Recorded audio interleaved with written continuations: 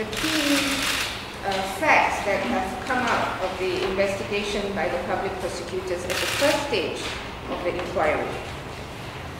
Now, the first element is that former finance director of the shipbuilding company DCM, Manayas, had made a claim for 32 million euros allegedly being used to bribe Malaysian officials for purchase of the Scorpenes.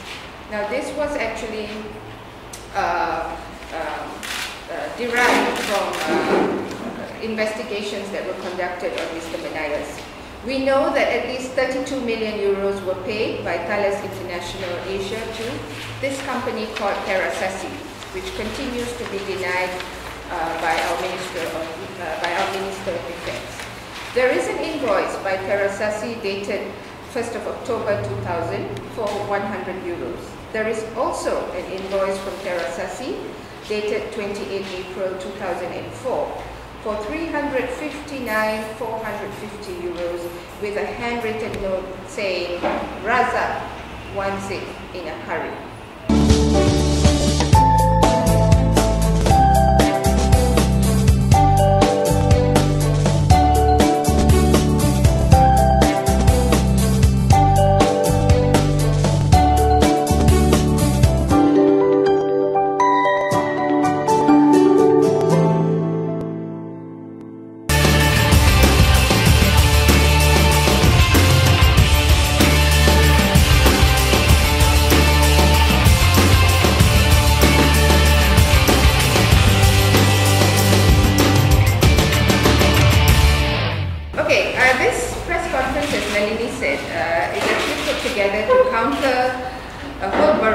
Misinformation and lies that we have witnessed in the last couple of weeks and months, orchestrated by no less than 6 government agencies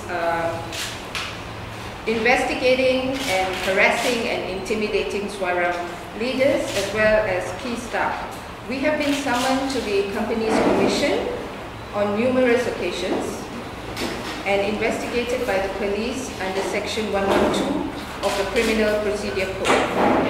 While these agencies have worked overzealously to look for non-existing faults, Suaram continues to be the target of incessant attacks by gongos and pro-government groups alike, mercilessly demonized and tried in the mainstream media for numerous alleged wrongdoings, chief of which are our wide links with foreign interests, being recipients of Soros and other sources of funding, which I'm sure all of you are now very familiar with this topic, as well as registering ourselves as a company instead of a society.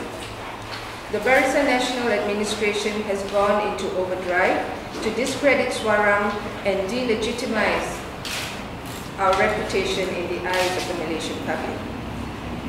Now, as has always been the case, our heavily skewed mainstream media has almost never ever published our right of reply. And we urge that all of you from the mainstream media today exercise fairness and independence in actually reporting what is being shared with you today, the information that Suaram is going to provide on the Scorpene inquiry.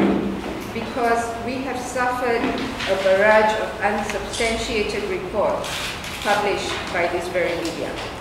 For a relatively small human rights organization which has existed for more than 23 years, such disproportionate attacks and bullying reflects the mindset of a very insecure and desperate administration, hell-bent on silencing critical voices in the lead-up to the coming general elections. The last week, however, and this is very important, has seen the attacks on Suaram's funding and Suaram's registration shift from our various alleged wrongdoings to something very specific. What is it? It's the Scorpene case, the Scorpene inquiry. The story of the Scorpene case is being attacked. So the real reasons for harassment and intimidation have finally surfaced, have finally come to the surface. Suaram is being punished and vilified for its role as a whistleblower in the Scorpene case. Instead of investigating the complaints, Suaram is being investigated instead. So instead of investigating the message and the complaint, the messenger is being attacked. And what better way to do this than to have former French head of prosecution, Yves Chapanel, who was in town for an anti-corruption conference, to say that there was no trial in France.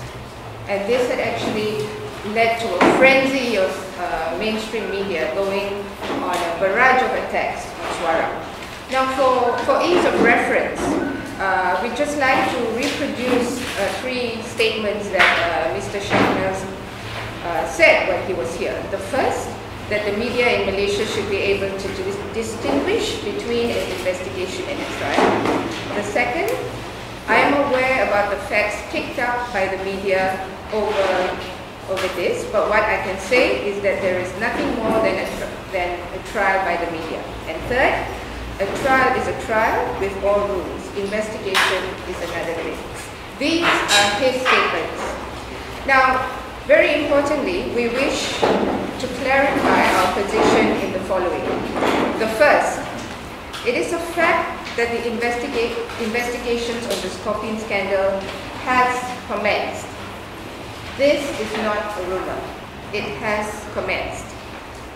Number 2, all previous statements issued by Suaram have used the term judicial inquiry and criminal investigations interchangeably, which means we use the word judicial inquiry or criminal investigations.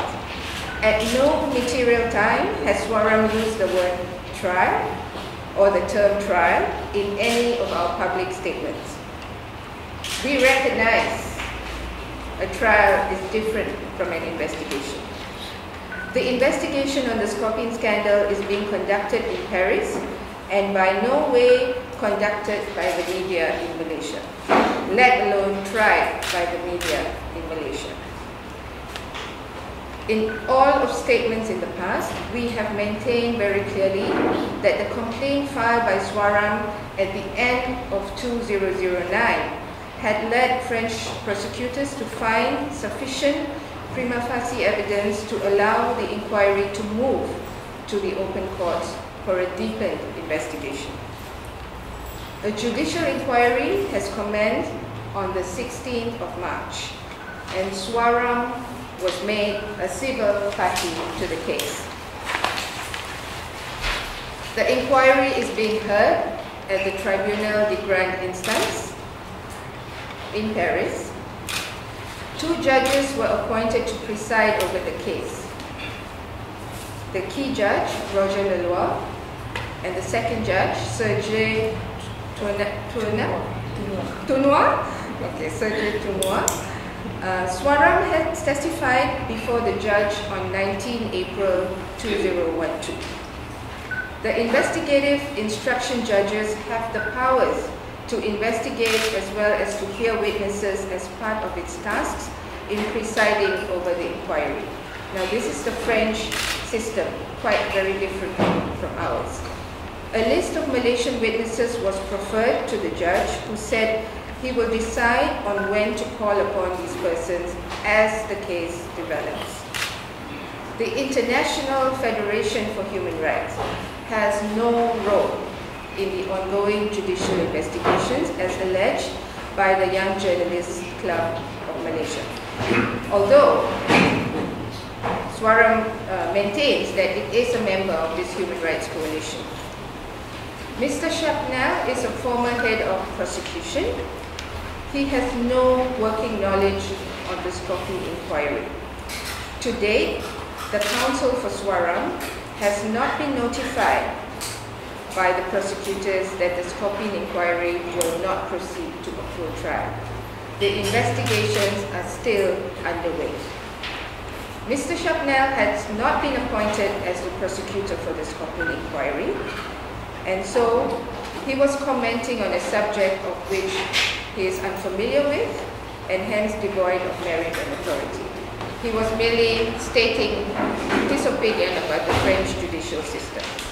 So we wish to reiterate again that at no material time had Suaram misled the Malaysian public on the progress and facts of the Scorpene case, as alleged by the Barisan Nasional media.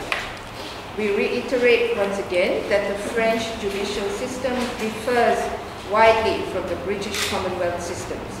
Hence, a proper understanding is needed by discerning Malaysians in order to understand the developments of the Scorpene case. Suaram shall not bear the responsibility of the misunderstandings and deliberate confusion being caused by various parties over the legalities of the case. Now, we just like to highlight and remind all of us here, especially the media present before us, on some of the key facts that have come out of the investigation by the public prosecutors at the first stage of the inquiry. Now, the first element is that former finance director of the shipbuilding company DCN, Manayas, had made a claim for 32 million euros allegedly being used to bribe Malaysian officials for purchase of the Scorpenes. Now, this was actually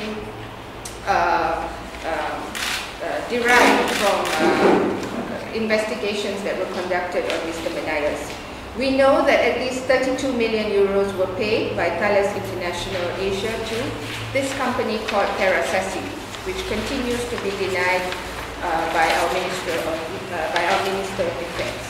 There is an invoice by Terasasi dated 1st of October 2000 for 100 euros. There is also an invoice from Terasasi dated 28 April 2004 for 359,450 euros with a handwritten note saying, Razak wants it in a hurry.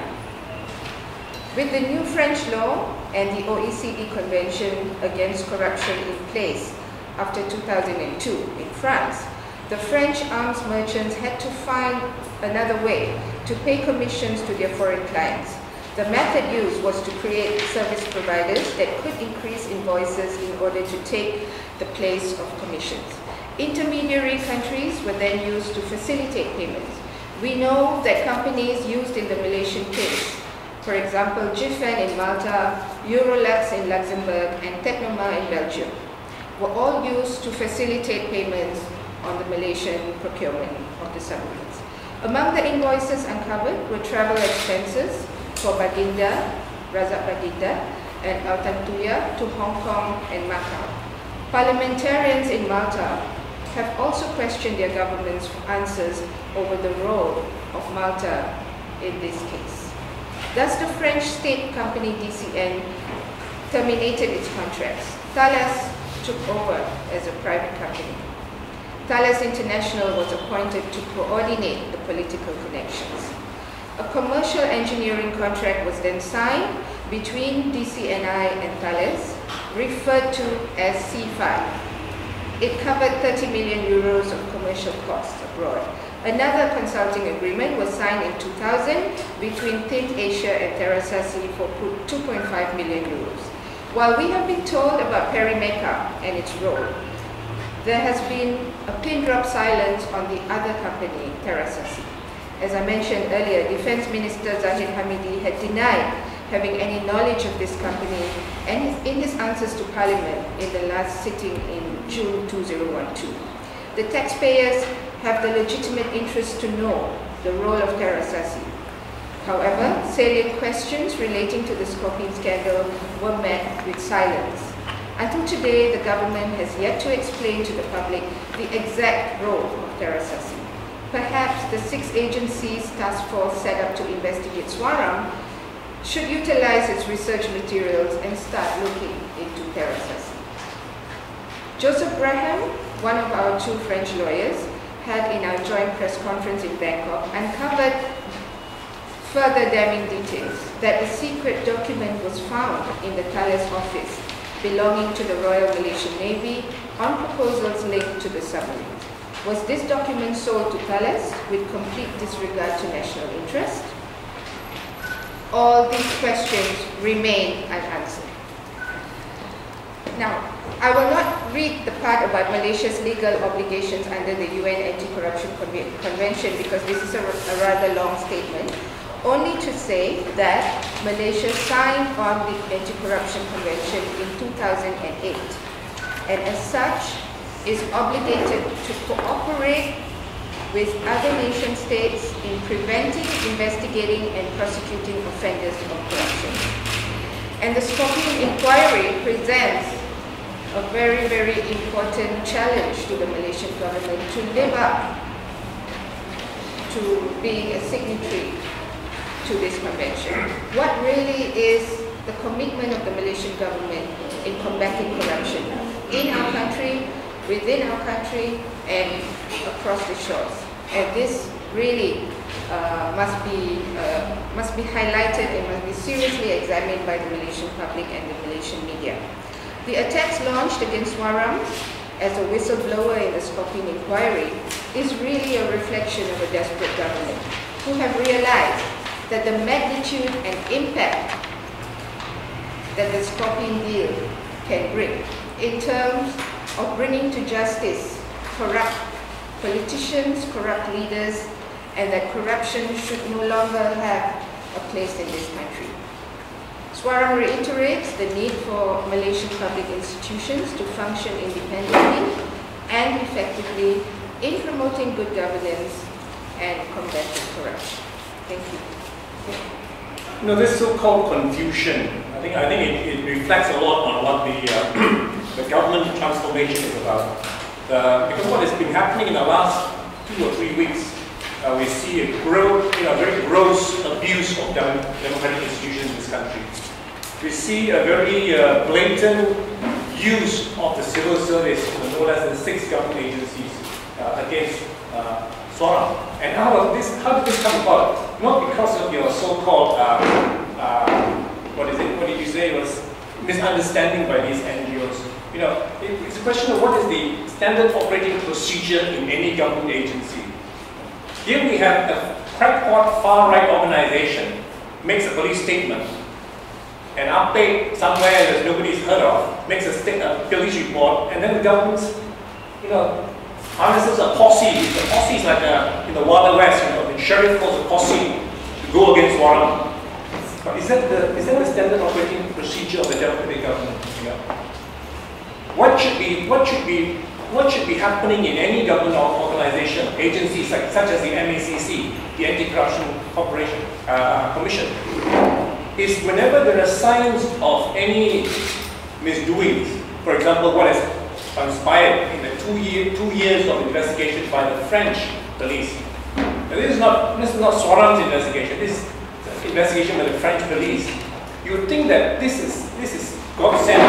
This is evidence that has been provided through investigation of the DCM, which is the state company that is selling the submarines to Malaysia, for the MACC, for the Bank Negara, etc., to act, not for some update in the society makes a police report and then the government acts like that. You know, and what have we seen recently? It is all blown up in the face of the government to expose what the government should be doing.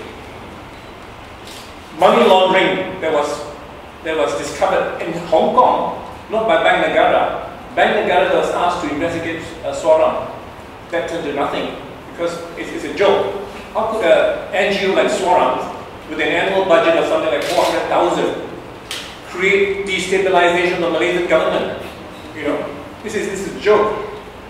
You know, what else have we found today? The Auditor General has discovered, to the tune of 500 million at least, companies who have not been paying their compounds. As you know, with the CCM investigations, some very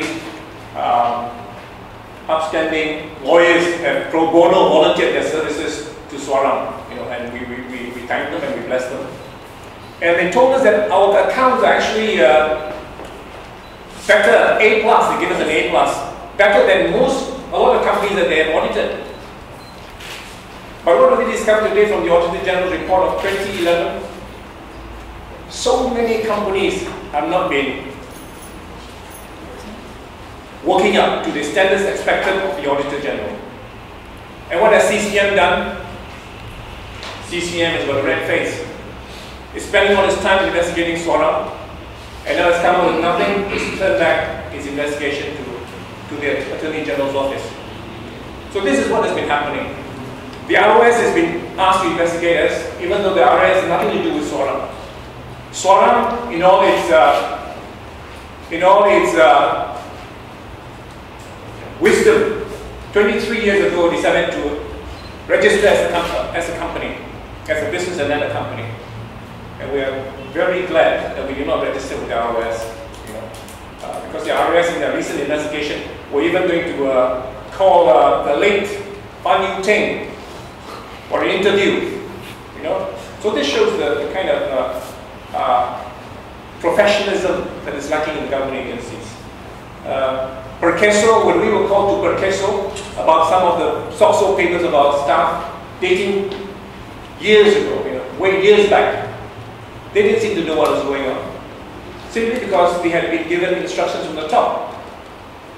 It makes a mockery of the amount of taxpayers' money that has been wasted on this harassment of Suaram, no less than 6 government agencies. So I think I hope this answers your question about this so-called misunderstanding by these NGOs. These NGOs really have to explain to us what is their source of evidence, what reason must they give to these government agencies, the government. Let me see, if anybody makes a report today, a police report against UMNO, is the government going to investigate UMNO? So I think that explains our stand on that question. Harassment and intimidation received by Suaram has finally come to surface as the last few days, last 1 week, has actually zeroed in on the Scorpene inquiry. And we're being punished for blowing the whistle on this corruption scandal. And so the confusion we very strongly believe is deliberately being hatched to put Suaram in a bad light. One of the accusations thrown at Suaram is it says that we are not a party to the judicial inquiry that's ongoing in the French court. That is a malicious accusation, a total lie, because if you look at this document, it clearly shows, it's a court document, clearly shows Suaram being the plaintiff to the investigation that is ongoing now. And this document is dated 11th April 2012. 11th April? Yes. And if you follow the progress of the case, we testified before the judge on the 19th of April, and the judge actually heard us, and we preferred a list of witnesses to the judge to facilitate the court process. So this is document to prove that we are a party to the judicial inquiry that's ongoing now. At present, the case is still under investigation. Is there any possibility of it leading to the full trial? If it is, fine and dandy. If it is not, for whatever reason, what's next? We need to leave that to the judge. It's completely at his discretion. Suaram has no influence over telling him what to do. It's completely at his discretion. So he decides at the end of the case, after interviewing various witnesses and actually investigating the companies that are involved and so on, he will make the decision. And so we, like any court process, we wait until the judgment comes before deciding further. And we are also told that this entire stage of the inquiry will take about 2 years. So it commenced in March, so which means we've already gone for more than 6 months. So it's a long process, and we'll be hearing many witnesses, investigating many elements of the case, and so on. So we as a civil party to the case, we wait to see what actually transpires. We understand there was a first individual was subpoena, right, for the investigation. Any news? What is the outcome? Anything about that? We have not yet been informed of the outcome of that investigation, but we are told that it has already been served. We do know who it is, but we are not, according to court procedure, not allowed to mention it until that investigation process is over. Thank you. On this point, you can, Malaysian press, for example, can appreciate that we've only gone through 2 stages.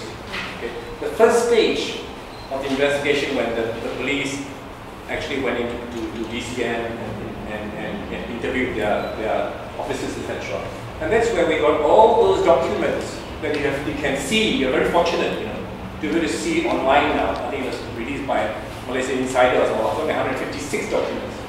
I don't think at any time in the past have we been so fortunate to see those documents. And those documents have come out in the first stage of the investigation. The second stage started, when we were called to testify, and that is like an inquiry, like you can see in the CNN or BBC that happens in Britain or US, where the judge calls people in for inquiry or interviews, and that is where we are on the second stage. And then at the end of this, it's up to the judge to decide on the trial. As far as I understand, and I hope that Malaysians will understand, instead of having this confusing thing of saying, "Oh, there's no trial," this is what the French system is like. The invitation that was made to our two lawyers was actually done at the Parliament level. It was an invitation sent out by various parliamentarians with the hope that the lawyers would be able to set foot into Malaysia without obstacle and hindrance, with the sole objective of briefing elected representatives on the progress of the case. Now, why? The reason is very simple. This is an issue of major public interest. It's an issue that involves Malaysian taxpayers' money, and it runs into millions and millions of ringgit. So elected representatives have a right to know. They should be pursuing this case in Parliament and asking the right questions. And so because there have been various writings and articles on this case, the best persons to come and do the briefing would be the lawyers themselves. So Suaram sees absolutely no reason why the lawyers should be stopped from entering Malaysia. We are their clients, and they should be free to come and visit their clients and to give us further advice on the next steps. So the deportation of William Bordon was a complete act of harassment, not just on the person, the lawyer, but also on Suaram as his client. There was no real reason given to us, or reason given to anyone, except for a statement from the Home Minister that said that there was an issue with his visa. But we know that French people, European Union citizens, do not need a visa to come to Malaysia for at least 3 weeks. So this time they are taking even greater pains to apply for a working visa to visit their clients, as well as to provide this formal briefing to Parliament. And we really urge the Home Ministry, Foreign Affairs Ministry and the Malaysian government not to obstruct their travel into Malaysia, because it's a very legitimate reason that they're coming to offer an open briefing to parliamentarians on the status of the case. What is there to fear? What is there to stop them? What are the reasons for doing something like that? Are questions that the government actually needs to answer. Instead, what we have seen so far are police reports lodged against members of parliament, police reports lodged against Suaram, and for foreign interference. It really makes no sense to us. The invitation is not just to Suaram's lawyers, it is also to the lawyers of DCNS. So it's an invitation to both sides to give their versions of what's transpiring in France and what's the progress of the inquiry. So it is certainly not a one-sided affair. It is an invitation to both lawyers to come provide a briefing to Parliament. And we certainly hope this can be achieved in the current Parliament sitting, which ends on November 22nd. So we urge the Malaysian government to be open about receiving them, as they do with many other foreign guests and foreign persons. Do you think the French are so bothered about interfering in Malaysian government, you must be kidding me? The French inquiry going on is because the companies that sold the submarines is a French state company. So what is involved is possible corruption, commissions paid Because if the commissions have been paid to the Malaysian government, as was paid to the Pakistani government, as was paid to the Taiwan government, there's a question of taxpayers' money in front being used. And that is what the judicial inquiry is about. The judicial inquiry will find out for us whether commissions were paid and to whom. They're more interested in the commissions that were paid by the French officials more than the Malaysian officials. So they have no interest in campur tangan in Malaysian affairs. And something else about Malaysian journalists. There is nothing to stop you asking the defense minister in Parliament about what his stand is on terrorism. Because I'm wrong. It hasn't been raised in Parliament yet. So why has it been raised in Parliament? It's something that the Malaysian journalists can ask the Minister of Defense. As one of the directors of Suaram, I'd like to thank the Malaysian people, and especially as a negative way to thank the Barisan Nasional government, that as a result of this harassment of Suaram, many Malaysians have come forward to support Suaram, especially to donate funds to Suaram. So this may be helping Suaram in the long term to be self-sustaining and to rely on local funds. So on this note, I'd like to thank the Barisan Nasional government for helping us with that.